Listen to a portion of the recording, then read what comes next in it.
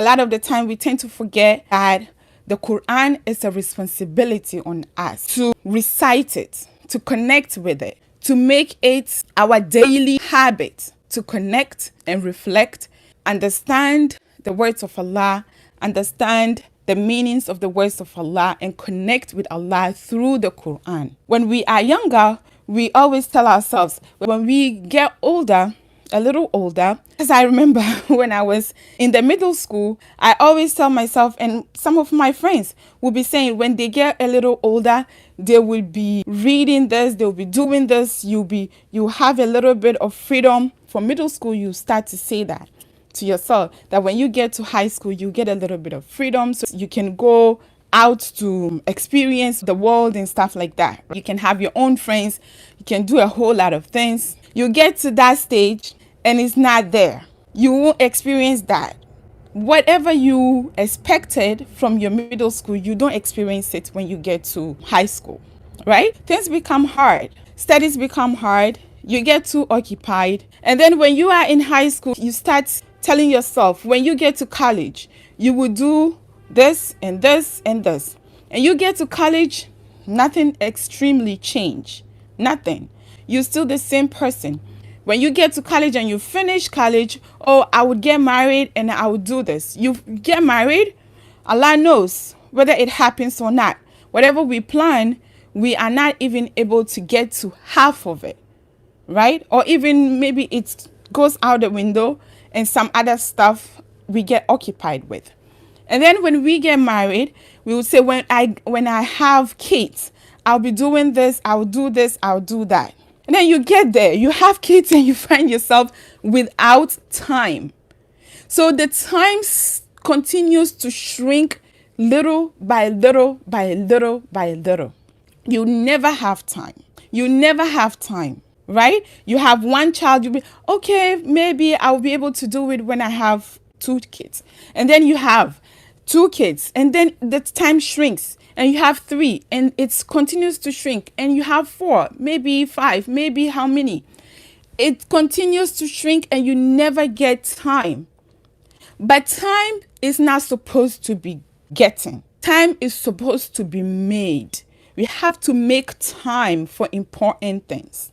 We have to make time for the things that are priorities, for the things that are non-negotiable. And that Quran should be a non-negotiable in our lives as Muslims, as Muslimas, as Muslim sisters, as Muslim mothers, and Muslim mothers who will grow up to be Muslim grandparents, right? So Quran should be a non-negotiable, especially now that we are going into Ramadan. Ramadan is the month of Quran. That's the month that the Quran was revealed, and we have to give it due diligence. Should stop saying, I don't have time, because there is no time if you don't make time. You never get time if you don't make time. Because I have heard this a lot from sisters, from young mothers, from new mothers who complain about, I wish I have time to at least recite the Quran, but before you get it, before you realize the time is past and I'm not able to recite. What I would tell you, and what I always tell mothers, the moms that I engage with, is this. If you make the Quran a non-negotiable, the Quran would be a non-negotiable. If you make the Quran to be the last thing on your to-do list, it's going to be the last thing on your to-do list. And Shaitan will never let you get to the last thing of your to-do list. And you will never get to the Quran to read, to recite.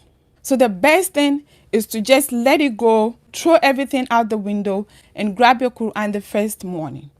When you wake up after Fajr, after your Masurat, after your adhkar, after your supplication, the first thing is to grab the Quran, put it next to your prayer area, and you are able to recite, even if it is an ayah, even if it is a page, even if it is half a page. Allah will bless you based on your effort. Rasulullah Sallallahu Alaihi Wasallam said, the best effort is the one that is consistent, right? Not the one that is in chunk, but small, consistent effort. That is the best effort that Allah loves. So we have to put in the effort for Allah to see the effort, and Allah increases us with more.